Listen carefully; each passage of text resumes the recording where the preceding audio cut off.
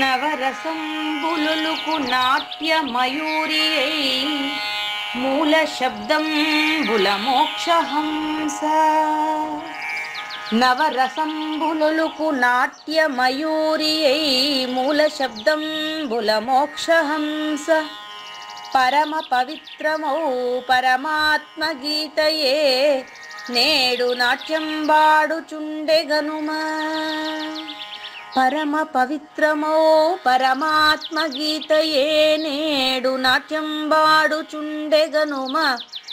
మునిరతనార్యులు మోదిల్లు శిష్యుండు, మునిరతనార్యులు మోదిల్లు శిష్యుండు సహజాచలుని కంఠ శబ్దరీతి. అజ్ఞానతిమిరంబులంతంబుజేయ అనాదిబోధను వినుము ఆర్యులార. అజ్ఞానతిమిరంబులంతంబుజేయ అనాదిబోధను వినుము ఆర్యులార. వినుము ఆర్యులార. తెలిపే జ్ఞానేశ్వరుల్ గీతన్ దివ్య రీతి. తెలిపే జ్ఞానేశ్వరుల్ గీతన్ దివ్య రీతి. ఆణిముత్యమీ గ్రంథము అచలులార. ఆణిముత్యమీ గ్రంథము అచలులార. ఆదరించిరి గీతను అచల ఋషులు గురుని వాక్కుగా గ్రహించి గురుతుగనుడు. ఆదరించిరి గీతను అచల ఋషులు గురుని వాక్కుగా గ్రహించి గురుతుగనుడు. హరి ఓం శ్రీ గురుభ్యో నమః. ఓం నమో భగవతే వాసుదేవాయ. ఓం నమో నారాయణాయ. ఓం నమః శివాయ.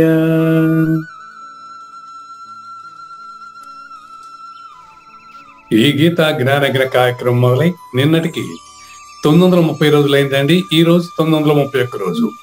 ఈ గీతా జ్ఞానగ్ర కార్యక్రమం సంకల్పించి నిర్వహిస్తున్న శ్రీ విద్యాసాగర్ గురువు గారికి, శ్రీ వెంకటేశ్వర గురువు గారికి శ్రోతలందరి తరపున ధన్యవాదాలు, వందనాలు.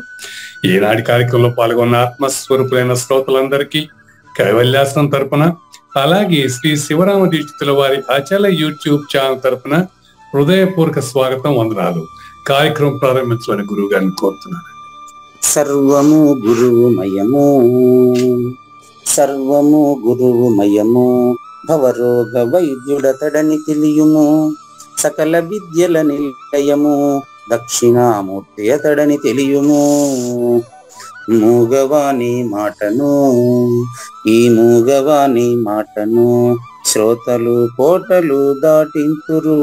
గురుకృపా సిద్ధితోనే నేనెంత ఆనందముందినాను. నిజయోగి శ్రీకృష్ణుడు నిజ భక్తుడైనట్టి అర్జునుండు. వీరి సంవాదామృతం జనులార మన పాలిట అమృతం. వేదవ్యాసుడు దీనిని జనుల యద వికసించునట్లుగాను మహాభారతమందున వెలిగించే కోటి సూర్యుల వెలుగుతో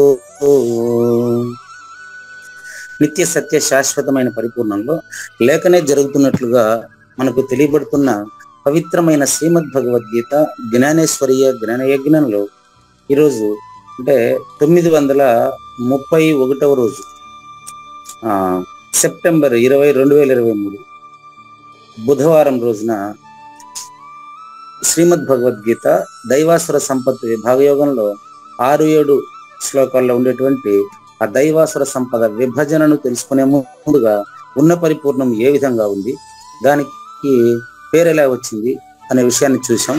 అయితే ఆ పరిపూర్ణం యొక్క స్వరూపాన్ని ఉన్నట్లుగా తెలియజేసేటువంటి శ్రీకృష్ణ దేశికేంద్రుల 39వ కంద పద్యంతో శ్రోతలందరికీ సాదర స్వాగత సుమాంజలి.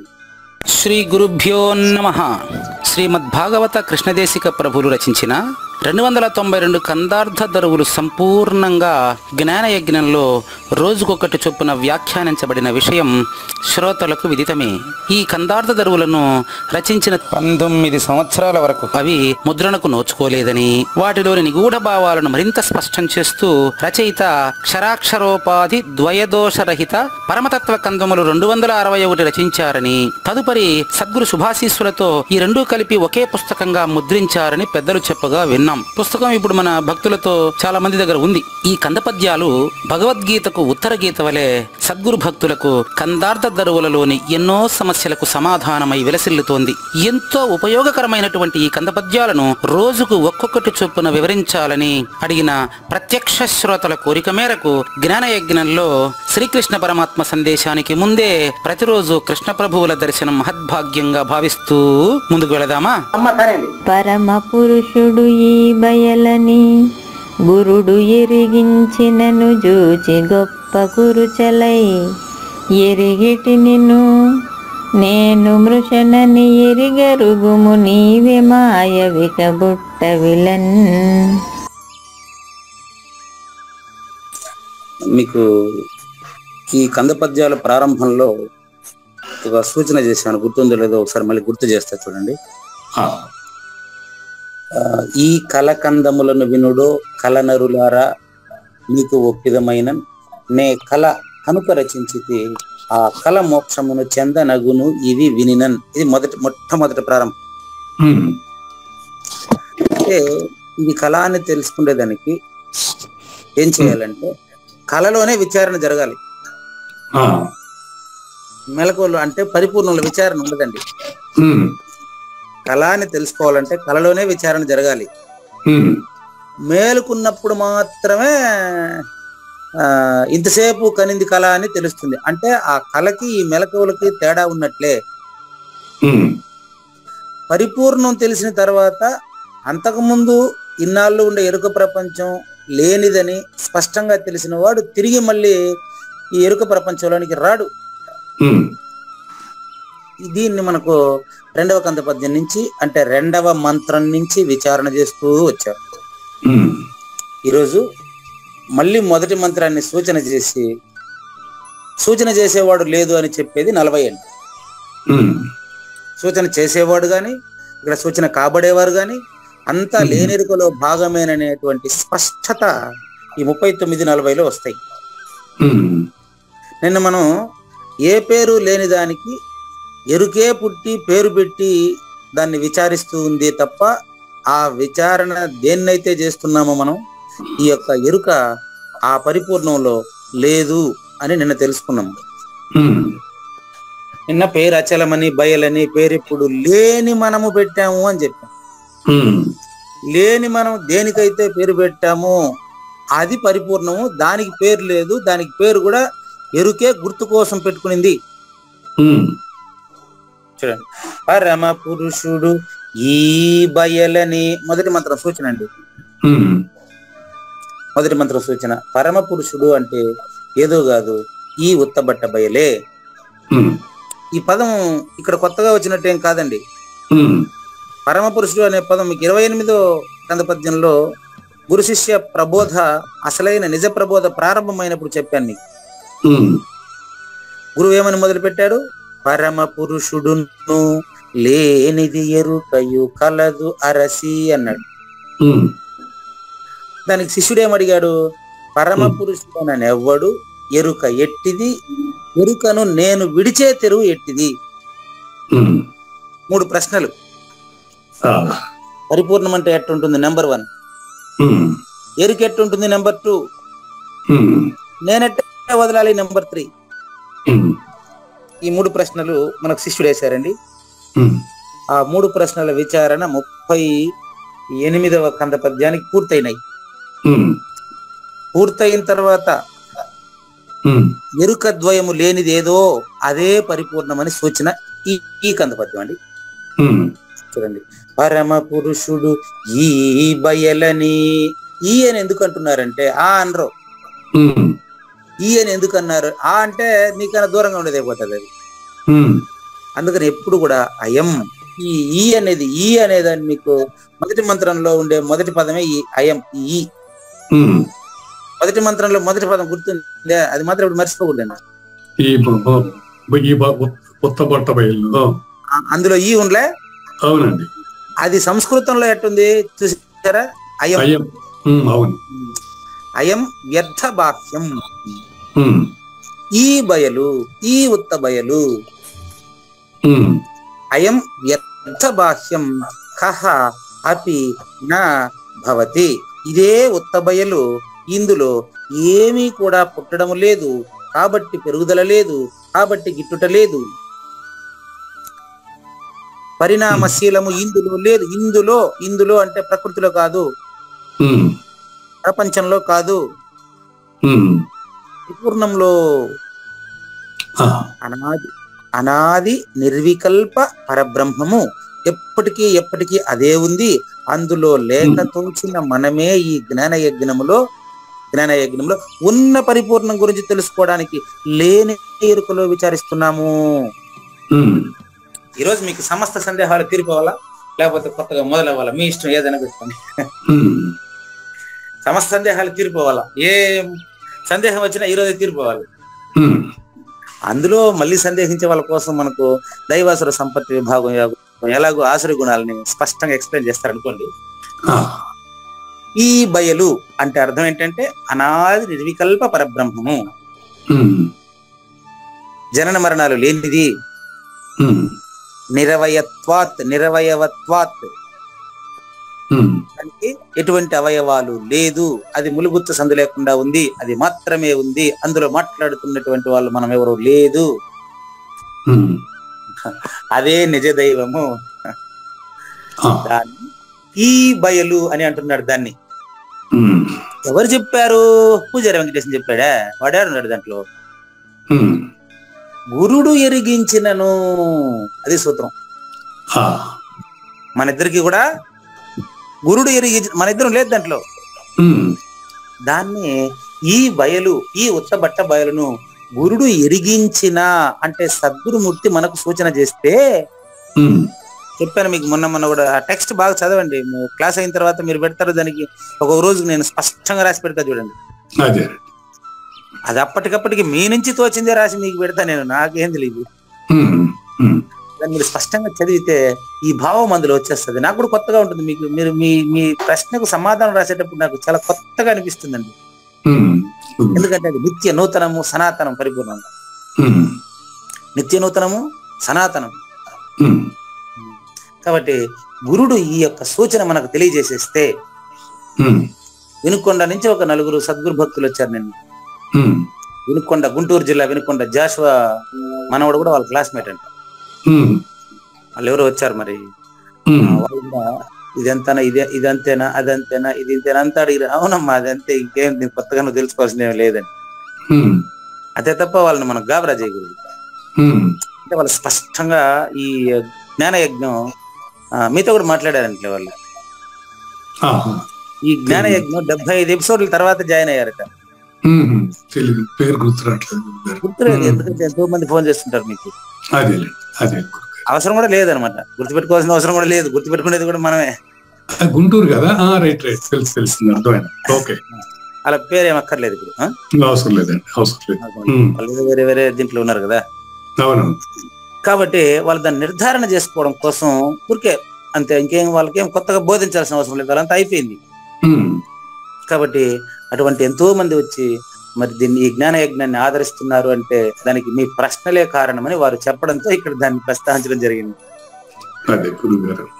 మీరు ప్రశ్నించేటప్పుడు నాకు చాలా కొత్తగా అనిపిస్తుంది ఎప్పుడైనా సరే. అజ్ఞానంతో ప్రశ్నించినప్పుడు ఎట్టయినా కొత్తగా ఉంటుంది కదా గురుగారు. ఎందుకంటే అచల పరిపూర్ణం, నిత్య నూతనం కనుక అన్ని ప్రశ్నలకు సమాధానం ఉంది. కానీ చెప్పేది మనకు సద్గురువే చెబుతారు, మనకేం సంబంధం లేదు. అది చూడండి, చూసి అనే పదం చాలా ఇక్కడ సూచనాత్మకమైన పదం అయ్యా. ఈ బయలే, ఇదే నాయన, ఈ స్థితే పరిపూర్ణము, ఇదే నువ్వు లేదని తెలిసిపోయింది కదా నీకు, ఇదే నాయన పరిపూర్ణం, ఇదే. చూసి అంటే ఎప్పుడైతే నీకు అది అనుభూతి అయిపోయిందో అప్పుడు నాగేశ్వర ప్రసాద్ లేడు, అదే చెప్తున్నాడు. గొప్ప కురుచలై. నేనున్నాననుకుంటున్నవాడు లేనని తెలుసుకుంటాడు. బాగా గమనించండి, ఉండేవాడు ఎప్పుడు ఉన్నాడండి. ఉన్నాననుకుంటున్నవాడు బాగా గమనించుకోండి, ఉన్నాననుకుంటున్నవాడు ఎప్పటికీ లేడు. పట్టుకోండి సూచన, మళ్ళీ ఒకటి వచ్చింది ఇక్కడ చూడండి. మీ వల్లే ఉండేవాడు ఎప్పుడు ఉన్నాడండి, దాంట్లో చావు పుట్టుకుని లేవండి. ఉన్నాను అనుకుంటున్నవాడే వీడు పూజారి వెంకటేశం, ఎప్పటికీ లేడు వీడు. పూజారి వెంకటేశం ద్వయం అండి. అవునండి, ద్వయం అండి. ఎందుకంటే మీరు అడిగిన దానికి సమాధానం చెప్పాలని ఆలోచిస్తాడు వాడు. ఈయనకి మనకి సంబంధం లేనివాడు ఒకడు ఉన్నాడు ఈడ. దాంట్లో సాగు పుట్టుకులు లేవు, ఎప్పుడు ఉంటుంది అది. లేని సృష్టికి ముందు అదే, సృష్టి ఉందని భ్రాంతి చెందుతున్నాం మనం ఉన్నాం అనుకుంటున్నప్పుడు అదే, సృష్టి తర్వాత అదే, మధ్యలో ఉండే సృష్టి లేనిది అదే. లేని ఎరుకను విడుము అన్నారు కానీ ఎరుకను విడు అనలే. లేని ఎరుకను వదిలేది ఏంది? లేని ఎరుకను నేను వదిలేదేంది? దేన్ని వదలాలా? దేన్ని అయితే పట్టుకున్నానో పట్టుకున్నోడు వదలాలా. అది మళ్ళీ చూడండి, నిన్న క్లాస్ లో కూడా చెప్పాను, బంధాన్ని ఫీల్ అవుతున్న వాడికి మోక్షము రాదు. బాగా గమనించండి, బంధంలో ఉన్నాననుకుంటున్న వాడికి మోక్షం రాదు. అవునండి. బంధం లేని వాడికి మోక్షము అవసరం లేదు. అవునండి. ఇట్లా పదాలు మధ్య 2 పదాలు వాడాను నేను. ఇక్కడ బంధం మోక్షం 2 పదాలు వాడా. అవునండి. నిన్ను బంధించడం లేదు, నిన్ను విడిచిపెట్టడం లేదే. ఎవరు బంధించినారు ఇప్పుడు నిన్ను? చూడండి, బంధం ఫీల్ అవుతున్న వాడికి మోక్షం రాదు. మోక్షం రాదు. చూడ బాగా గమనించి, నేను మోక్షం లేదని చెప్పినానా? మోక్షం రాదు రాదంటున్నాను కానీ అది లేదని చెప్పలేదు. పదం ఉంది, దాని అర్థం ఉంది, అదంతా ఉండని. నేను వక్రీకరించబాకండి. నేను దేన్ని ఖండించను, ఎక్కడ ఖండించను, ఎప్పుడు కూడా నిరసిస్తాను. బాగా గమనించండి, బంధం ఫీల్ అవుతున్న వాడికి మోక్షం రాదు. బాగా గమనించండి, బంధం లేని వాడికి మోక్షం అవసరం లేదు. అది విషయం. కాబట్టి నేను 2 పదాలు ఇచ్చాను కానీ సూచన మాత్రం ఇదే. అంతేనండి, అంతే. గురుడెరిగించిన చూసి, ఎప్పుడైతే చూసి అంటే నువ్వు ఎప్పుడైతే తెలుసుకున్నావో గొప్ప కురుచలైపోతుందండి. ప్రశ్నించేవాడు లేనివాడని ప్రశ్నించిన వాడు తెలుసుకుంటాడు. గురువు గారు తెలుసుకునేది, ప్రశ్నించిన వాడు గొప్ప కురుచలై ఎరిగేటి నేను ఎరుగుతున్నవాడు. ఏమని పోవాలి? నే మృషనని, నేను అబద్ధం అంటే ఏది? నేను అబద్ధం, డూప్లికేట్ నేను అబద్ధం అని. ఫస్ట్ పర్సన్ ఎప్పుడు మార్పు లేదు.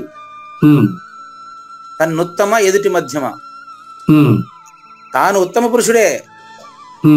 అది తెలుసుకోకపోవడం వల్ల మధ్యముడు స్థాయిలోకి వచ్చి ఎదుటి వ్యక్తిని చూస్తాడు.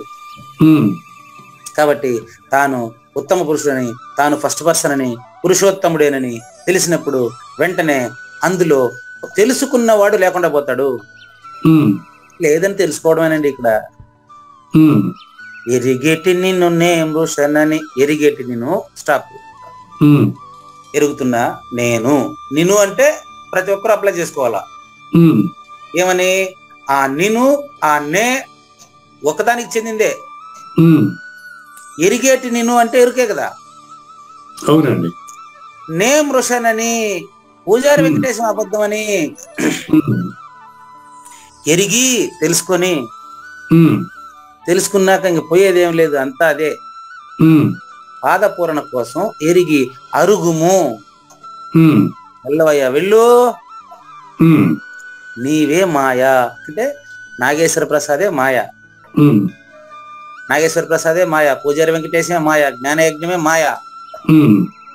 అందుకనే కదా మీకు చాలా స్పష్టంగా మూగవాణి మాటను శ్రోతలు కోటలు దాటింతురు, గురు కృపా సిద్ధితోనే నేనెంత ఆనందమొందినానో. ఎట చెప్పమంటారు నన్ను? అది ఓత్తమండి. నేను ఎంత ఆనందం పొందుతున్నా నేను చెప్పలేనండి, అదే అక్కడ అది. కాబట్టి ఇది మూగవాడి మాట. మీరు చెవిటి వల్లే వింటాడారు. నాకు మూగని మీకు చెవిటి అనేటువంటి రహస్యం ఏదో అది ఇదే. అది ఇదే. ఎట్లా అదే. మగవాడు, మీరు ఎట్లా చెవిటి వాళ్ళు ఉమ్, అంటే, నేను మాట్లాడకనే మాట్లాడుతున్న మగవాడిని, ఉమ్, మీరు వినకనే వింటున్నటువంటి చెవిటివారు. ఉమ్, ఇదే రహస్యం. ఆ, నువ్వు నువ్వు మాయా. ఉమ్, నేనండి మీకు చాలా సార్లు నేను మీరే పరిపూర్ణం అంటున్నాను, ఇప్పుడు మీరే మాయ అంటున్నాను అనే కన్ఫ్యూజన్ మీకు లేదు కదా. లేదు. ఉమ్, ఎందుకంటే కన్ఫ్యూజన్ పుట్టించేది కూడా నేనే మీకు. అదే గురు, అదే. ఉమ్, నీవే పరిపూర్ణము అంటే మొదటి మంత్ర సారాంశం అండి. ఉమ్, నీవే మాయ అంటే రెండవ మంత్ర సారాంశం అండి. ఉమ్, అందుకని ఇప్పుడు నేను మీకు కోడ్ భాషలో చెప్పాను. ఇది గురువు నుంచి మంత్రం పొందినటువంటి ప్రతి ఒక్కరికి ఇది కరతల మలకం. ఆ, ఉమ్, నీవే పరిపూర్ణము అంటే నేను భగవద్గీతలో కూడా మీకు ఆల్రెడీ ప్రతిపాదన చేసి ఉన్నానండి. ఉమ్, నీ నిజ రూపమే అచలము, మొదటి 6 అధ్యాయాలు. ఉమ్, నీ తీసేస్తే నిజ రూపమే అచలము, తర్వాత 6 అధ్యాయాలు. ఉమ్, ఇంకా ఉండేదంతా అచలమే, లాస్ట్ 6 అధ్యాయాలు. అదేనండి, అదే. దాంట్లో ఉన్నాం మనం ఇప్పుడు. ఉమ్, ఉమ్, అంటే ఉన్న పరిపూర్ణమే ఉన్నదన్నటికి, లేనిరుక జోలి అందు లేనెప్పుడు. లేనిరుక జోలి అందులో లేదు. లేనేది. కాబట్టి నువ్వు మాయ. నీకు పుట్టుక లేదు నాయన, ఉమ్, నీకు పుట్టుక లేదు. ఎందుకని? ఇప్పుడు పుట్టుంటే ఉమ్, మళ్ళీ ఉంటది. ఉమ్, ఇప్పుడు పుట్టలేదని తెలిసింది కాబట్టి ఉమ్, నీకు మరణానికి ముందు జన్మను జయించిన వాడికి మరణం ఉందా? లేదు. అది మరి ఇంత స్పష్టమైనటువంటి దాంట్లో ఉమ్, జనన మరణాలు ఎందుకు తెలుస్తున్నాయంటే, ఉమ్, లౌకిక ప్రపంచమునకు తాదాత్మ్యత చెందిన అబద్ధపు గుర్తు వలన, ఉమ్, లౌకిక ప్రపంచమునకు తాదాత్మ్యత చెందిన అబద్ధపు గుర్తు వలన ఉమ్, తెలుస్తున్నాయి. ఆ వివరాలంతా మనం జ్ఞానాగ్ని 2వ భాగంలో చూద్దాం. ఉమ్, అంతే. ప్రభులకి ధన్యవాదాలు తెలియజేస్తూ, జ్ఞానయజ్ఞ 2వ భాగం జ్ఞానేశ్వరి యొక్క వివరణకు ముందుగా 6-7 శ్లోకాలు ఈ రోజు అండి. ఉమ్, 6వ శ్లోకానికి వచ్చేయండి. ఉమ్, ఉమ్. ఈ భగవాన్ వాచ శ్రీ భగవాన్ ఉవాచ ద్వౌ భూత సర్గౌ ద్వౌ భూత సర్గౌ లోకేస్మిన్ లోకేస్మిన్ ద్వౌ భూత సర్గౌ లోకేస్మిన్ ద్వౌ భూత సర్గౌ లోకేస్మిన్ దైవ ఆసుర ఏవ చ దైవ ఆసుర ఏవ చ దైవో విస్తరశః ప్రోక్తః దైవో విస్తరశః ప్రోక్తః ఆసురం పార్థ మే శృణు. ఆసురం పార్థ మే శృణు. నిన్నటి రోజు మనం స్పష్టంగా దైవీ సంపద మోక్ష స్వరూపము, ఉమ్, ఆసురీ సంపద బంధ స్వరూపము. ఉమ్, నువ్వు భయపడే పని లేదు. మానవ జన్మలో జ్ఞానయజ్ఞాన్ని ఆశ్రయించారు, సద్గురుమూర్తిని ఆశ్రయించారు. అసలు మీరు భయపడే పని లేదు, మీరు పరిపూర్ణులే. ఇది నిన్న. ఉమ్, ఉమ్, ఎందుకంటే దైవీ సంపద మోక్షం కాదండి, ఉమ్, విమోక్షం. ఉమ్, మోక్షము బంధము అనే మాటలు కాదు ఇక్కడ. ఉమ్, విమోక్షం నిబంధం. ఉమ్, దైవీ సంపద ఎప్పుడైతే నీకు 24, 25, 26 దైవీ సంపద గుణాలు తెలిసిందో నువ్వు పరిపూర్ణుడుగా అపరోక్షము చెందావు. కాబట్టి విమోక్షాయ. అది నీకు అర్థం కాలేదనుకో, బంధాయ కాదు, నిబంధాయ. ఇది నీకు అర్థమయ్యి ఈ స్థితిలో నువ్వు జీవించలేదనుకో, నిబంధాయ అంటే ఎన్ని జన్మలో తర్వాత వచ్చే జన్మలో ఏంటంటే వస్తాయో పురుగు పుట్ర నాకు తెలియదు. ఇంకా ఈ 2 విషయాలు కూడా నేను మీకు చెప్పాను. 2 విషయాలు కూడా ఎందుకు మాట్లాడాల్సి వస్తుందంటే, సమస్యలో ఉండేటప్పుడు మాత్రమే, లేనెరుకలో ఉండేటప్పుడు మాత్రమే, ఎరుక సమస్యను ఫీల్ అయినప్పుడు మాత్రమే. కాబట్టి ఈ సమస్యను ఫీల్ కాకుండా ఉంటే ఈ మాటలు మాట్లాడే అవసరమే లేదు. కాబట్టి నాయన నీకు 2 సంపదలు చెప్పినా కాబట్టి 2 సంపదలు ఉన్నాయనుకుంటావేమో. అది కేవలము ఎట్లానంటే అస్మిన్ లోకే, ద్వౌభూత సర్గౌ అస్మిన్ లోకే. ఆ, ఇంతసేపు మీకు పరమ పురుషుడు ఈ బయలని గురుడు ఎరిగించిన చూసి గొప్ప కురుచలై అని చెప్పారు చూడు, ఆ, ఆ పరిపూర్ణంలో కాదు. అదండి. లౌకిక ప్రపంచంలో మాత్రమే రెండు గురించి చెప్పుకోవాలి. దైవ సంపద, అసురీ సంపద, దైవ గుణాల పట్ల ఎల్లు, సత్వగుణాన్ని అలవరుచుకో, నువ్వు ఇట్లా ప్రాక్టీస్ చెయ్యి, అస్పర్శ యోగం ప్రాక్టీస్ చెయ్యి, ఎంత కూడా ఈ యొక్క లౌకిక ప్రపంచంలో మాత్రమే. ఆ మాట రాశారాడ. ద్వౌభూత సర్గౌ లోకేస్మిన్, చాలా ఇంపార్టెంట్. పార్థ అంటే కావూరి నాగేశ్వర ప్రసాద్ గారు, అస్మిన్ లోకే, లోకేస్మిన్ అంటే ఇట్లా తిప్పుకోవాలి మనం. అస్మిన్ లో, ఈ ప్రపంచంలో. ఇక్కడ ఈ అనేది ఏది, అక్కడ ఈ బయలు అనే దాంట్లో ఈ ఇది కాదు, ఇంత మాత్రం చెప్పగలను. ఇంకా దాంట్లో పోయి నేను చెప్పలేను కాబట్టి చూడండి, మీకు రెండు ఒకే అక్షరమేనండి. ఈ ఉత్త బట్ట బయలు అనే దాంట్లో ఈ ఉందే, అది ఆల్లో 4వ అక్షరమే. అవునండి, అవునండి. ఈ లోకే అనే దాంట్లో ఉండేది కూడా ఆల్లో 4వ అక్షరమే. కానీ దీని అర్థం పరమార్థం పూర్తిగా డిఫరెంట్. అస్మిన్ లోకే అంటే లౌకిక ప్రపంచమందు మాత్రమే రెండు సంపదల గురించి చెప్పాల్సి వచ్చింది. ఇప్పుడు పరిపూర్ణము అనేది ఒకటి ఉండబట్టి, అందులో లేనిరుక ఉండదనేటువంటి భ్రాంతి ఉండబట్టి, భ్రాంతి తొలగింపుకు భ్రాంతిలోనే మరొక సద్గురుడు వచ్చి శరీరంలో వచ్చి మాట్లాడుతూ ఉన్నాడు మన దగ్గర. తీరా మరి అస్మిన్ లోకే అంటే ఈ లౌకిక ప్రపంచంలో సాజన్మ సాకార సద్గురుగా పరిపూర్ణుడు వచ్చి నీకు బోధిస్తా ఉంటే నువ్వు ఆయన ఏ విధంగా భావించాలి? గురుడుని నరుడని ఎంచిన తప్పదు ఇక నరకమని చెప్పెను గురు గీత. శంభోహర పరముగని, శంభోహర పరముగని అంబకు దిలిపేను, గంగాధర లింగ తనువు భంగము చేసేను, భంగము చేసేను, శంభోహర పరముగని అంటాడు. దత్తాత్రేయ స్వామి కూడా బోధించుకుంటూ వెళ్ళాడు. అక్కల్కోట బాబా, దత్తాత్రేయ స్వామి, సాయి బాబా, రమణ మహర్షి, శ్రీ వివేకానంద స్వామి, రామకృష్ణ పరమహంస, వీళ్ళంతా మానవ రూపం ధరించే బోధించారండి. అంత మాత్రం చేత వీళ్ళు మానవులుగా మనం పరిగణించరాదండి. వాళ్ళను ఎలా పరిగణించాలి అంటే సాక్షాత్తు పరిపూర్ణంగానే భావించాలి. మీకు ప్రూఫ్ ఏంటంటే అమ్మ అని తన జీవిత భాగస్వామి ముందే చెప్పారు. ఆయన రామకృష్ణ పరమహంస బాల్య వివాహం చేశారు రామకృష్ణ పరమహంసకి. చాలా పరిపక్వత కాకముందే అమ్మాయిని పెళ్లి చేశారు. ఆయన పెళ్లి కాకముందే ఆవిడతో చాలా స్పష్టంగా చెప్పాడు, అమ్మా ఈ మురికి ప్రపంచంలో ఈ పునరుత్పత్తి ఆలోచన నాకు లేదు.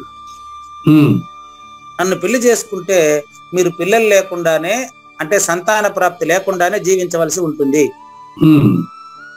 మీరు చెక్ చేసుకుని మీకు అవసరమైతేనే పెళ్లి చేసుకోండి అని ముందే చెప్పారు ఆయన. అంత చిన్న వయసులో ప్రహ్లాదుడిలాగా ఆవిడికి ఎలా అర్థమైందో మరి. భక్త ప్రహ్లాదుడు ఎట్లాగైతే హిరణ్యకశిపుడికి నీతి బోధిస్తాడో అంతటి పరిపక్వత ఆ మహాతల్లికి ఎలా అబ్బిందో తెలియదు మరి నాకు.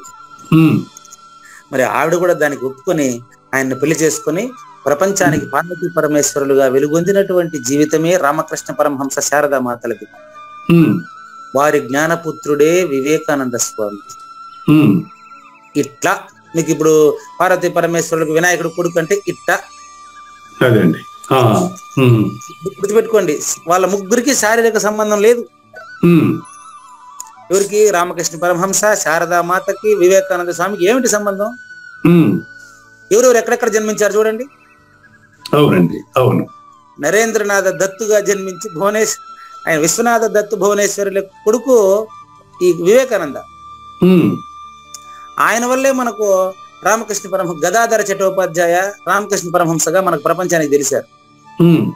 అని వాళ్ళు ముగ్గురు జన్మలు వేరే వేరే చోట. ఇదంతా లేనిరుక ప్రపంచంలో కథ. ఉన్న పరిపూర్ణాన్ని మనకు తెలియజేయడానికి అవతరించినటువంటి ఆ త్రయమే రామకృష్ణ పరమహంస, శారదామాత, మరి వారి జ్ఞానపుత్రుడైనటువంటి స్వామి వివేకానంద. మరి వీళ్ళ ద్వారా ప్రపంచానికి తెలిసింది, కానీ వాళ్ళ ముగ్గురికి ఏం సంబంధం చెప్పండి? పరిపూర్ణమే వాళ్ళకి సంబంధం. కరెక్ట్, పరిపూర్ణలే గురువు గారు. కాదు ఇక్కడ ఏంటంటే మానవ రూపంలో అవతరించిన మహాపురుషులకి మూలం ఏంటి? అవతరించక ముందు వారి ఉనికి ఏంటి అనేది ఎక్కడి నుంచి ఉదయించారు, అవతరించడానికి కారణం ఎవరు, ఎందుకు అనేది అర్థం కావట్లేదు. వెరీ గుడ్, చాలా మంచి ప్రశ్న అండి. మీకు శ్లోకం నెంబర్ 4వ అధ్యాయం శ్లోకం నెంబర్ 7, 8 తీసుకోండి. 4వ అధ్యాయం తీసుకోండి ఉడుపు నాగేశ్వరరావు గారు. ఎందుకంటే అక్కడ మీకు చెప్పిందే మళ్ళీ చెప్పాలి నేను. చూసుకోండి, ఎందుకు అవతరించారని మీ ప్రశ్న కదా. ఉనికి అదేనండి. ఇప్పుడు అవతరించని చెప్పారా ఎవరన్నా? వీళ్ళంతటి వీళ్ళు అవతరించారా అంటే వాళ్ళు ఉంటే కదా అవతరించేది. వాళ్ళు లేకుండా ఎట్లా అవతరిస్తారు? లేనివాడు అవతరించే, లేని ఎరుక ఉన్న వాళ్ళు ఎలా అవతరిస్తారు? సమాధానం చెప్పే ముందు కూడా మీరు ప్రశ్నలే గుప్పిస్తున్నారు.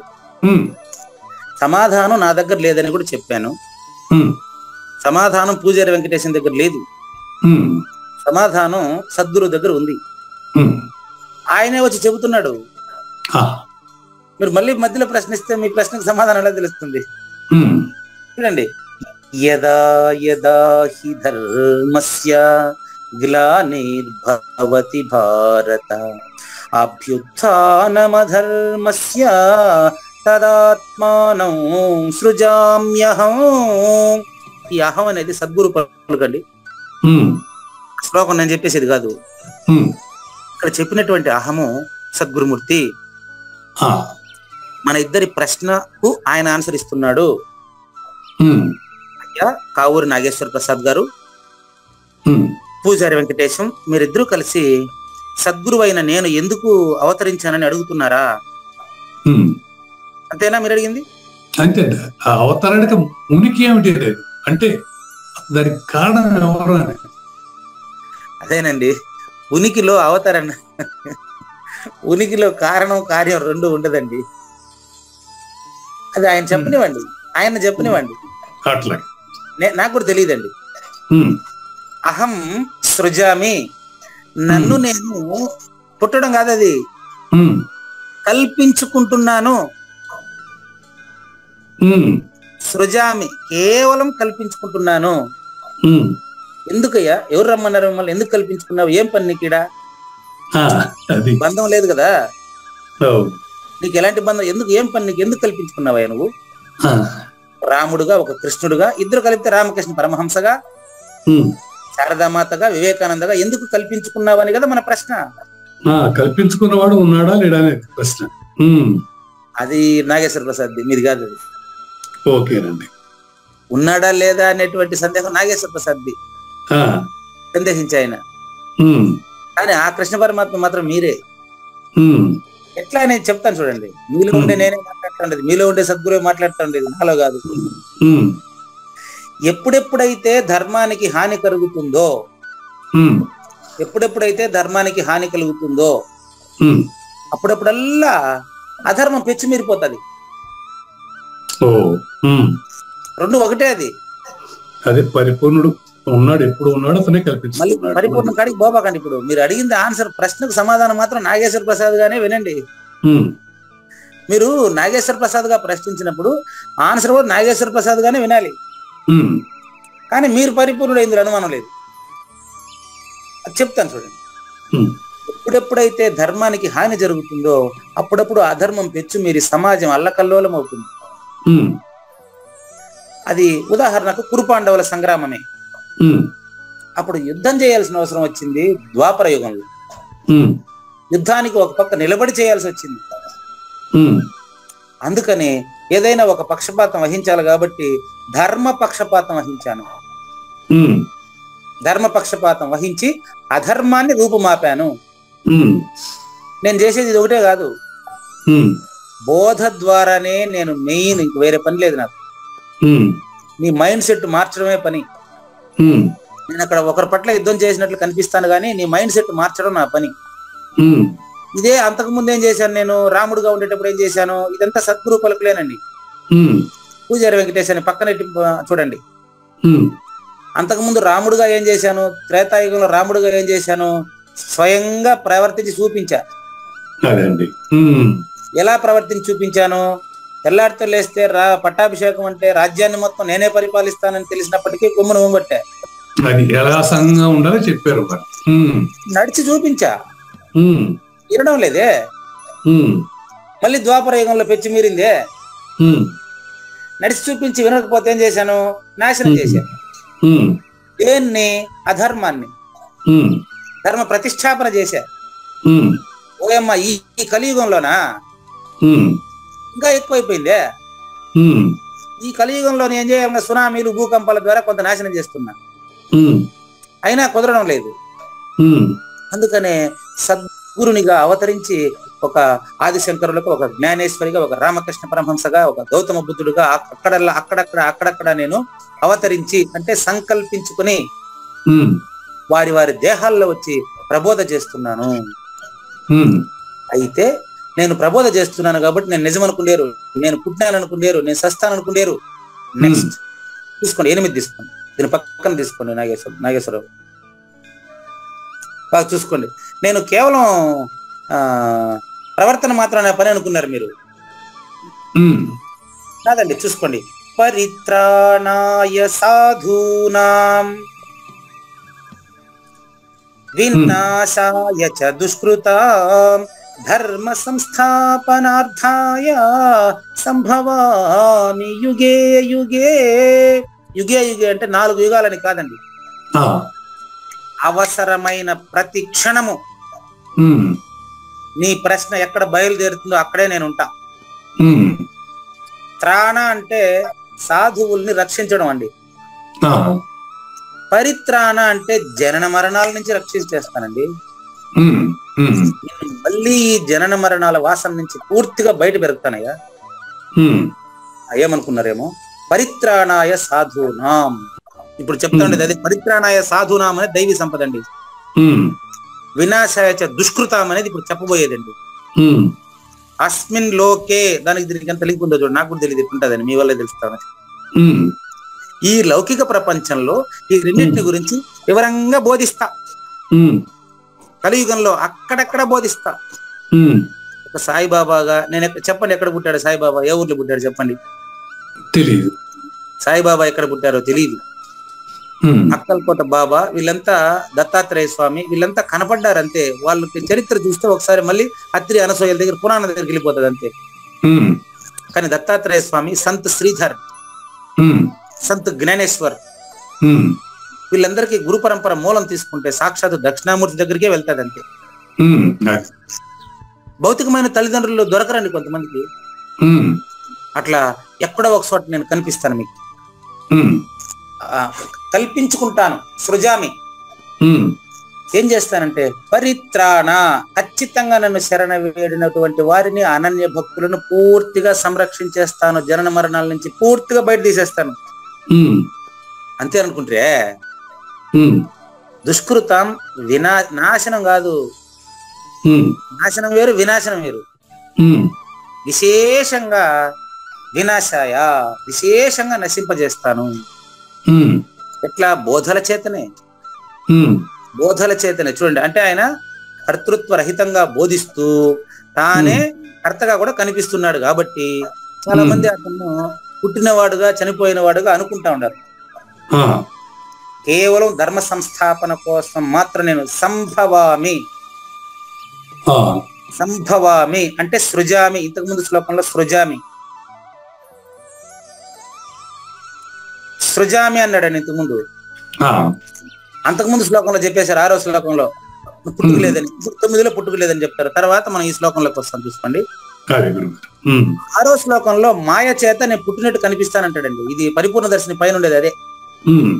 పరిపూర్ణ దర్శని పైన క్యాప్షన్ శ్లోకం పెట్టింది అదేనండి. చూడండి, అజ్యోతి సన్ అవ్యయాత్మా భూతానాం ఈశ్వరోపి సన్ ప్రకృతిం స్వామధిష్టాయ సంభవామి ఆత్మ మాయయా. ఈ సంభవామి 6వ శ్లోకంలో కూడా ఉంది.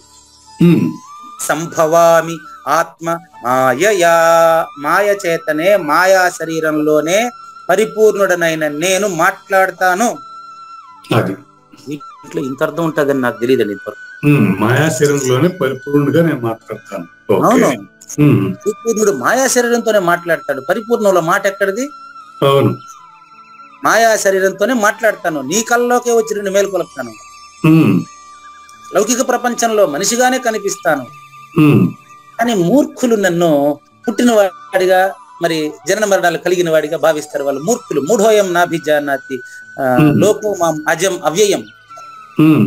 లోకులు కాబట్టి, అస్మిన్ లోకులు కాబట్టి, జనన మరణాలు కలిగిన దేహంతో నేను జన్మించినట్టు వాళ్ళు భ్రమిస్తారు. వాళ్ళు కానీ వాళ్ళ దేహ భావం లేదు, లేదు, వాళ్ళకు ఉండదు. ఉండదు. అదే చెప్తున్నాడు ఆయన. వారు అశరీరులు. ఎస్ ఎస్ అదే చెప్తున్నాడు. 6వ శ్లోకంలో ఏం చెప్పాడంటే మాయయా అన్నాడు. 8వ శ్లోకం వరకు కూడా మాయా శరీరంలోనే జన్మిస్తాను. సృష్టికి సంబంధించినటువంటి, ఇప్పుడు చూడండి, దేవకి వసుదేవులకు జన్మించడమే కదా. అంతేనండి. దేవకి వసుదేవులకు జన్మించినట్లుగానే కదా మనకు తెలిసింది. కానీ ఆయన అక్కడికే పరిమితమా? రాముడు నేనే, కృష్ణుడు నేనే అంటుండలేదా? జగద్గురు ఆదిశంకరులు దానికి భాష్యం రాసేటప్పుడు చాలా క్లియర్ గా రాశారు. అందులో నేను నామరూప క్రియారహితుడిని, నేను కేవలం అవతరించడం అంటే ఇదేనండి. అవతరించడం ఎందుకు అన్నారు కదా మీరు. అదే అశరీరుడు మాయా రూపం దాల్చి చేస్తాడు. అతను యాక్చువల్ దేహభావం లేరు వాడు. దీన్నే మీకు సాజన్మ సాకార సద్గురుమూర్తి అంటే ఇదేనండి. ఇంతటితో మీకు వదిలిపెట్టేది లేదు నేను. అది అశరీరుడు ఎప్పుడు ఉన్నాడు, అది ఇక్కడ ఎస్టాబ్లిష్ చేసింది. అది దాన్ని 9వ శ్లోకం తీసుకోండి, దీని పక్కనే అది. అదేం చెప్తాడంటే చూసుకోండి, ఇప్పుడు మీకు తెలిసినట్టు ఎవరికి తెలిసినా వాడు కూడా అశరీరుడేనండి తండ్రి.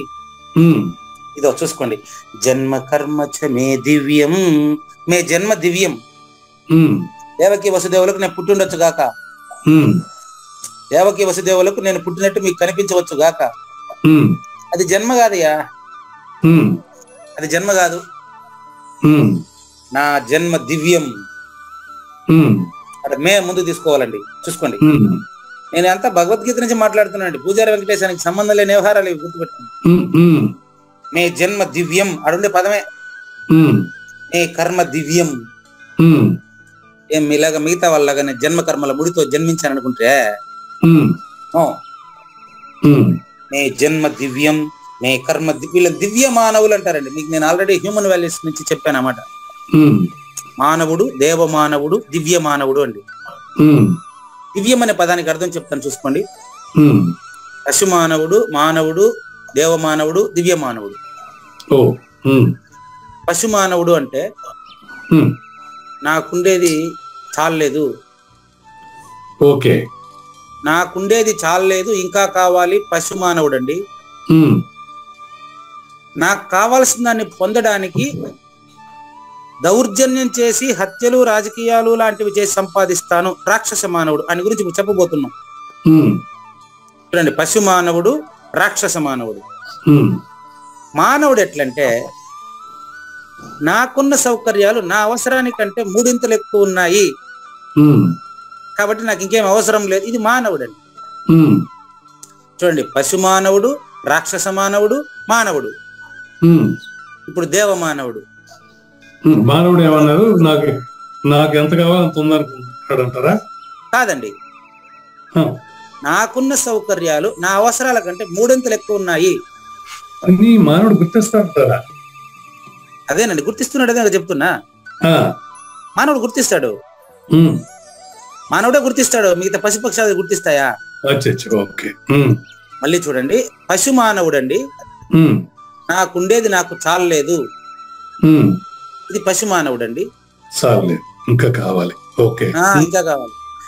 అది సంపాదించడానికి నేను చెడ్డ పనులు చేసి సమాజానికి వ్యతిరేకమైన పనులంతా కూడా చేసి సంపాదిస్తాను. రాక్షస మానవుడు, అవినీతి దుర్మార్గుడు, రాక్షస మానవుడు అండి.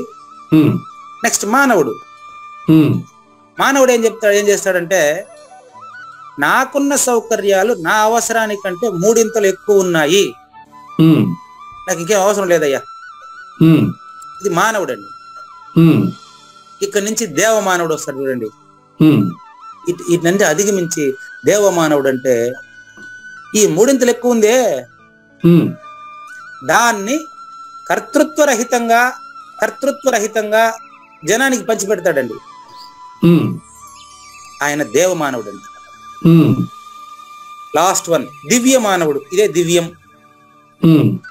దివ్య మానవుడు అంటే ముందు జన్మలో రాముడు గాను, తర్వాత జన్మలో కృష్ణుడు గాను, తర్వాత జన్మలో ఆదిశంకరులుగా రామకృష్ణ పరమహంసగా జన్మించినప్పటికీ ఎప్పుడూ శరీరానికి అంటుకుంటానే ఉండేటువంటి ఆయన దివ్య మానవుడు అండి. ఇప్పుడు దేవమానవుడు కూడా సేమ్ ఇంచుమించు అంతే కదా, కర్తృత్వరహితంగా ఉన్నాడుగా. తేడా చూపిస్తానండి. దేవమానవుడు కి దివ్య మానవుడికి తేడా ఏంటంటే, దేవమానవుడు తానున్నప్పుడు పేరు సంపాదించుకునేవాడు. ఓహో, పేరు కోసం కర్తృత్వరహితంగా అన్నారుగా. నేను అనలేదు పేరు కోసమనిలే, తాను జీవించి ఉండేటప్పుడే పేరు సంపాదించేవాడు దేవమానవుడు. తాను జన్మించక ముందు జన్మలోను తర్వాత జన్మలో కూడా ఎప్పుడు నిరంతరం అశరీరుడుగా గుర్తింపు పొందినటువంటి ఆ గుర్తు ఆయనకు అవసరమా? లేదు. మనకు అర్థం కావడం కోసం చెప్తున్నా. దివ్య మానవుడు అంటే అర్థం ఏంటంటే, తను అసలు పుట్టలేదని స్పష్టంగా తెలిసి ఉంటాడు, కానీ సమాజానికి ఎప్పుడు మేలు చేస్తూనే ఉంటాడు. దివ్య మానవుడికి సింపుల్ గా ఎగ్జాంపుల్ చెప్తాను మీకు. అంటే ఇక్కడ కర్తృత్వం అనే ఊహిస్తానికి ఇక్కడ కర్త లేడు, ఇక్కడ కర్త లేడు, అక్కడ లేడు, ఈడున్నాడు కర్త, ఆయనలో లేడు. దివ్య మానవుడిలో కర్త లేడు. దివ్య మానవుడు కర్త ఉన్నాడు. కర్తృత్వం రహితంగా ఉండడానికి కారణం ఆ కర్తని లేకుండా చేసుకున్నాడంటే కర్తగా భావించాడు అతను. దివ్య మానవుడు అది భావించాడు. నెక్స్ట్ దివ్య మానవుడు ఇక్కడ కనిపిస్తాడు 9వ శ్లోకంలో మీకు. మళ్ళీ చూడండి, మీరు అడిగిన ప్రశ్న ముగిస్తాను ఇక్కడ ఆన్సర్ కూడా. మీరు అడిగిన ప్రశ్న ఎందుకు అవతరించాలా ఆయన, ఆయనకి ఏం పని, ఆయనకి ఏం ప్రయోజనం కోసం ఆయన అవతరించాడు, ఎట్ట అవతరించాడు, ఎక్కడి నుంచి అవతరించాడు, ఇది మీ ప్రశ్న. అసలు ఆయన అవతరించనే లేదు, అవతరించినట్లుగా మనం మాట్లాడుకుంటున్నాం అంతే. మే జన్మ దివ్యం, అయ్యా నా జన్మ దివ్యము, సద్గురు వాక్కండి, నాది కాదు. నా జన్మ దివ్యము, నా కర్మ దివ్యము. ఎవరైతే దీన్ని తెలుసుకుంటున్నాడో తత్వరీతిగా, అది తత్వరీతిగా తెలుసుకుంటున్నవాడు దేహం త్యక్వా, తత్వరీతిగా తెలుసుకున్నవాడు దేహాన్ని విడిచినప్పటికీ అతనికి పునర్జన్మ లేదు లేదు లేదు. ఎక్కడికి పోతున్నాడు వాడు? అశరీరుడు అవుతున్నాడు. చూడండి, త్యక్వా దేహం పునర్జన్మ, పునర్జన్మ లేదు. నా ఏతి పునర్జన్మ, నా ఏతి పునర్జన్మ అతనికి లేదు. రద్దయిపోయిందని అర్థం. ఎక్కడికి పోతాడు పునర్జన్మ లేకపోతే? మాం ఏతి, పోయేదేందయ్యా వాడు నేనేనయ్యా. సురకాయల స్వామి గుళ్ళో రాసి పెట్టారు ఆ మాట. సురకాయల స్వామిని అడిగారట. సురకాయల స్వామి అనే ఆయన కూడా ఎక్కడ ఇంతవరకు అంటే ఆయన తల్లిదండ్రులు తెలియదంట, ఆయన సాయిబాబా లాగానేనంట, సేమ్ అలా తిరుగుతూ ఉండేవాడట. అక్కడ అతను బోధించే బోధనలను బట్టి అతనికి కళ్యాణ వెంకటేశ్వర స్వామి ఎదురుగా నారాయణవనంలో కళ్యాణ వెంకటేశ్వర స్వామి ఎదురుగా గుడి కట్టేశారు. అక్కడ చూశాను ఈ మాట, నిన్న చూశాను. ఆయన అడుగుతారు, ఆయన 1902లో ఆయన పరమపదం చెందారట. ఆయన భక్తులు అడిగారట, అవును మీరు చనిపోయిన తర్వాత ఏడికి పోతారండి అన్నాడంట అని అడిగారు మనలాంటి వాళ్ళు. దానికి ఆయన చెప్తాడట, అసలు పోయేదానికి స్థలం ఏడుందయ్యా, నువ్వు పుట్టుంటే కదా పోయేదానికి, నువ్వు కూడా పుట్టలేదు నాయన అన్నాడంట. రాసి పెట్టినారు అట్నే. ఇప్పుడు వచ్చింటే పోయేది ఉంటదే, నేను రానలేదే, పోయేది అడిగినాయన. ఆ భావం ఇదే. ఆయన గీతాచార్యుడు ఆయనే. అంటే ఇప్పుడు ఈ సొరకాయల స్వామి అనే వ్యక్తి దివ్య మానవుడు. ఎందుకు అక్కడ ఇదే రాసి పెట్టారు. ఆయనతో పరిచయం ఉండే వాళ్ళు రాసిందే కదా కంటిన్యూ అవుతుంది. అయ్యా నేను వచ్చి ఉంటే మళ్ళీ పోయేది ఉంటది, నేను రాలేదు నాయన, మళ్ళీ ఆడికి బొమ్మంటా చెప్పి. అంటే అతను చూడు, మాం ఏతి, ఆయనే సద్గురుమూర్తి. అది అప్పుడు తెలుదు, ఇప్పుడు తెలుదు, ఆయన బతుకుండేటప్పుడు తెలుదు. అది ఆయన బతుకుండేటప్పుడు తెలిసిన వాళ్ళ కొంతమందికే తెలుస్తుంది. పాముల జాడ పాములకే, స్వాముల జాడ స్వాములకే అన్నట్టుగా. కాబట్టి మాం ఏతి, అతను కూడా నన్నే చేరతాడు. కాబట్టి పరమ పురుషుడు ఈ బయలు అని, ఆ ఈ అనేటువంటి అక్షరాన్ని పరమ పురుషుడికి పరిపూర్ణానికి అన్వయించి తెలుసుకున్నటువంటి వాళ్ళు పరిపూర్ణులే, అతను రాలేదు పోలేదు చావు లేవు అనేది మనకు కంద పద్యంలో ముగిసిన విషయం.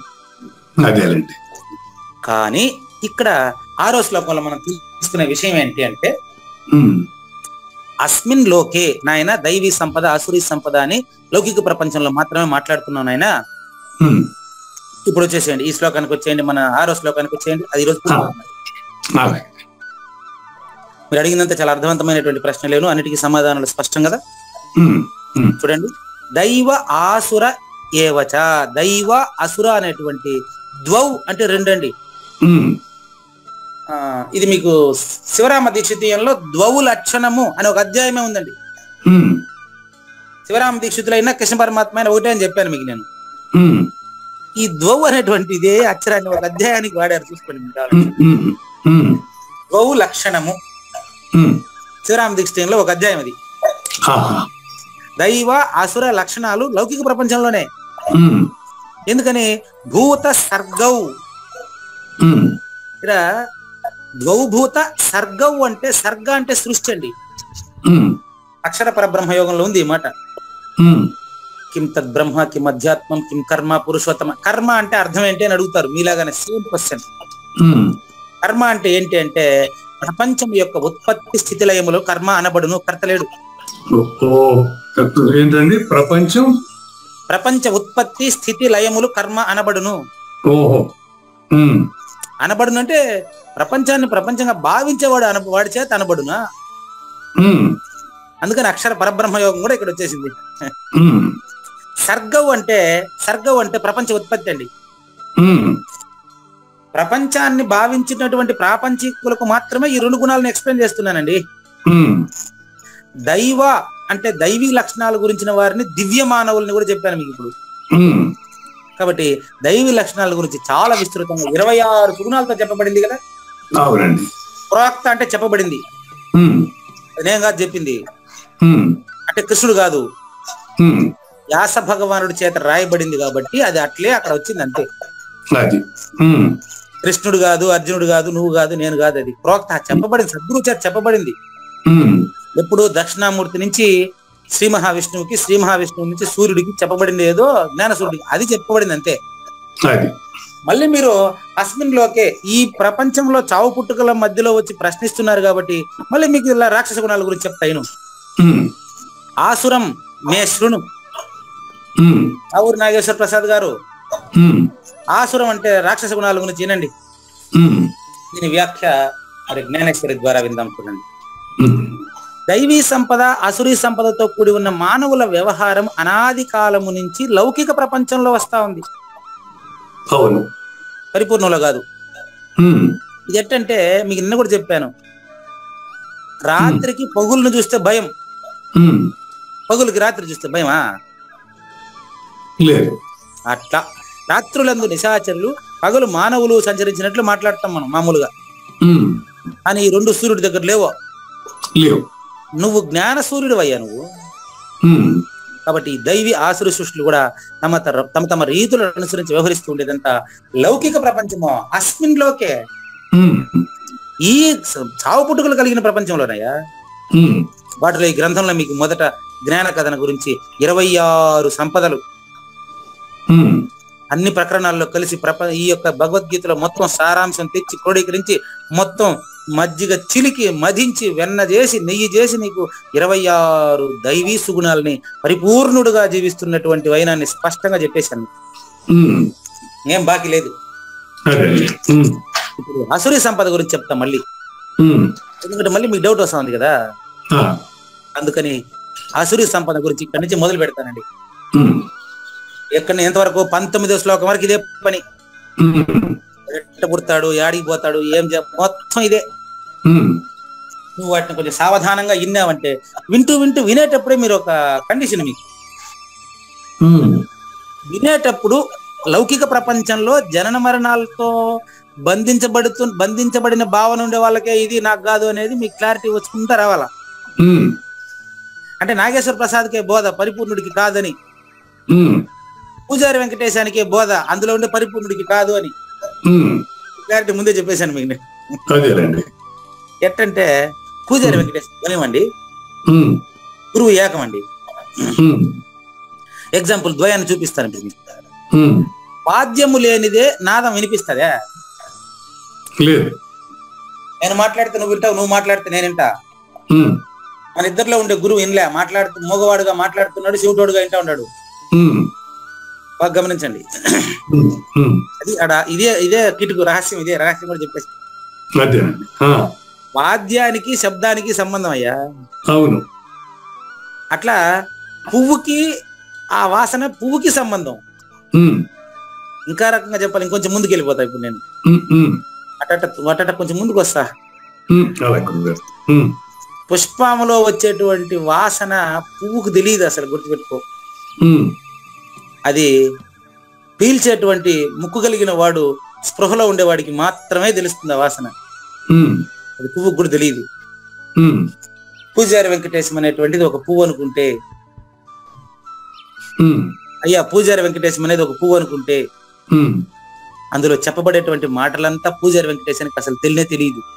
ఉమ్, ఈ మాటలకు అర్థము, పరమార్థము మరి వినేటువంటి వాళ్ళు శ్రోతలు, జ్ఞానులు, ప్రత్యక్ష శ్రోతలు, దైవీ సంపదలో జన్మించినటువంటి వారు, రాక్షస సంపదలో జన్మించినటువంటి వారు కూడా దైవీ సంపదతో మారిపోతున్నటువంటి వారు, వాళ్ళందరికీ సొంతమే తప్ప ఈ పూజారి వెంకటేశం అనే పువ్వులో వస్తున్నటువంటి సువాసన, తేనె పూజారి వెంకటేశానికి అవసరం లేదు, పూజారి వెంకటేశానికి తెలియదు.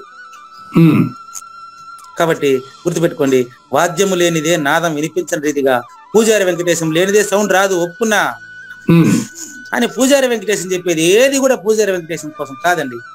ఉమ్, కాబట్టి ఆసురీ ప్రకృతికి వశము కానంత వరకు ఏ మనుషుడికైనా ఇది తెలిసిపోతుంది. ఉమ్, ఆసురీ సంపదకు వశమయ్యాడా ఉమ్, ఇంకా ప్రయోజనం లేదు. ఉమ్. ఆసురీ సంపదకు వశమైతే చూడండి, కట్టెంతా నిప్పు ఉంటుంది. కట్టెలో నిప్పు లేని ప్రదేశం చూపేయండి, ఉమ్. కట్టెంతా నిప్పే ఉంటది. అవునండి. శరీరంలో రక్త ప్రసరణ లేని చోటు చూపేయండి, గోర్లు వెంట్రుకలు అంటారేమో, ఉమ్, ఒప్పుకొని అది కూడా పెరుగుతున్నాయి చూడండి, ఉమ్, అది కూడా పెరుగుతుంది కదా. ఉమ్, కాబట్టి జడము చేతనము అంతటా మరి ఎరుక వ్యాపించి ఉంటే పరిపూర్ణాన్ని గురించి చెప్పేది నీకు స్థలం ఎక్కడుంది చెప్పండి. ఉమ్, పరిపూర్ణాన్ని గురించి చెప్పాలంటే నాలాంటి ఒక సాజన్మ సాకార సద్గురుమూర్తి వచ్చి నాకు చెప్పాలి. ఉమ్, ఇట్టి పరిస్థితుల్లో చూడండి, ఎంత చెప్పినప్పటికీ మనకు చెరుకు మొక్క పెరిగే కొద్దీ అందులో రసం పెరుగుతూ ఉంటుంది కదా. ఉమ్, అదే విధంగా వీడు రాక్షస సంపదలో పుట్టినాడు, ఏం చేద్దాం, వాడికి పెరుగుతూనే ఉంటుంది, రాక్షస గుణాలు పెరుగుతూనే ఉంటాయి. ఉమ్, వాడు ప్రాణి యొక్క శరీరం వృద్ధి పొందడంతో పాటు వాడి యొక్క గుణాలు కూడా అజ్ఞానం వైపు వెళ్తానే ఉంటాయి. ఉమ్. కాబట్టి ఇక లాస్ట్ చూడండి, కావూరి నాగేశ్వర ప్రసాద్ గారు ఈ ఆసురి, ఇంకా పైకి తేండి, ఇవన్నీ చెప్పేశాను, ఇంకా పైకి తేండి.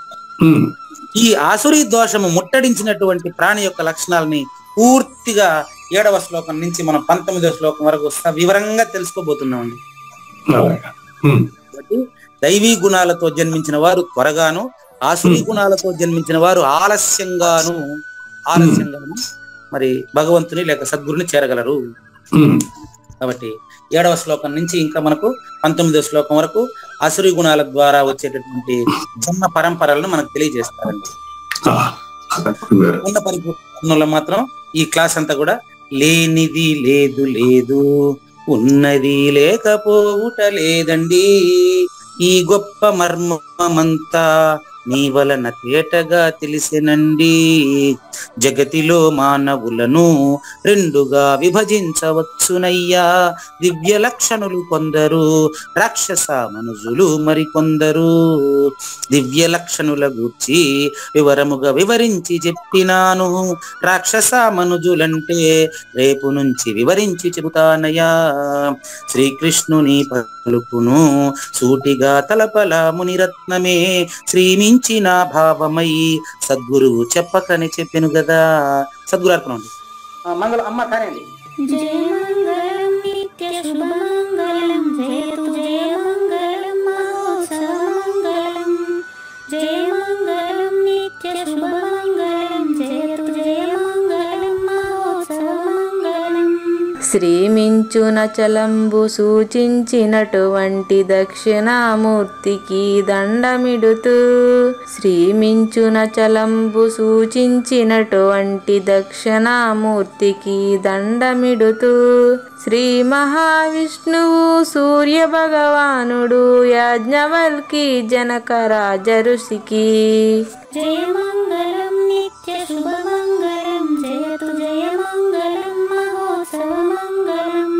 అయం వ్యర్థ బాహ్యకోపి నభవతి అనే సుఖయోగి సాంది పరుసుల వరుస అయం వ్యర్థ బాహ్యకోపి నభవతి అనే సుఖయోగి సాంది పరుసుల వరుస దీనినే శ్రీకృష్ణ పరమాత్మ వద్దనే ఎరిగరిగిన ఉద్ధవార్జునులకు జయమంగళం నిత్య శుభమంగళం జయతు జయమంగళం మహోత్సవమంగళం.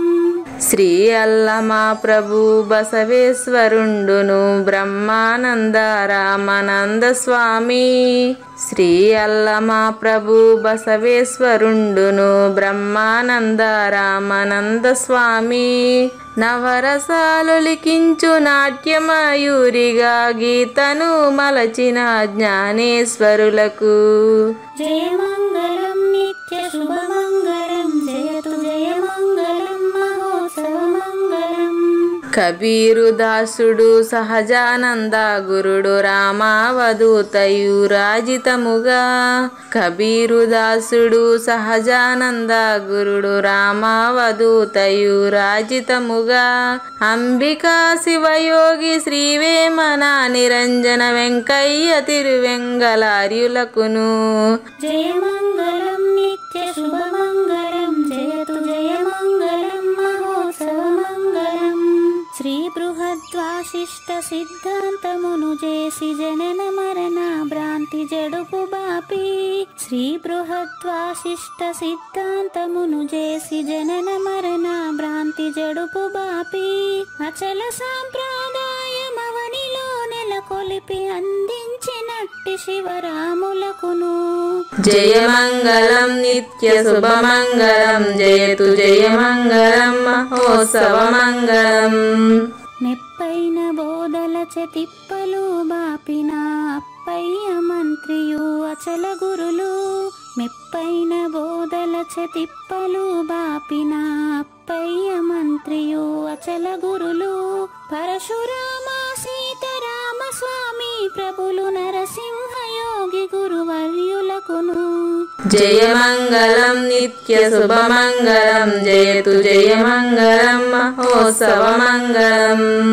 కంద కందార్థముల నందించి బృందముకు రంది పాపిన కృష్ణ ప్రభువునకును కంద కందార్థముల నందించి బృందముకు రంది పాపిన కృష్ణ ప్రభువునకును పలుకులా కందనిది పరబయలు ఇది అని పలికిన ఫీల్కాన లక్ష్మణునకు జయమంగళం నిత్య శుభమంగళం జయతు జయమంగళం మహోత్సవమంగళం. ఫీల్కాన లక్ష్మణుల ప్రియ శిష్యవర్యుండు అవధూతయని పేరావనియందు ఫీల్కాన లక్ష్మణుల ప్రియ శిష్యవర్యుండు అవధూతయని పేరావనియందు పాఠాలు నేర్పించి పీఠాలు ఏర్పరచి శంఖబాపిన వెంకటేశ్వర వధూతకు జయమంగళం నిత్య శుభమంగళం జయతు జయమంగళం మహోత్సవమంగళం.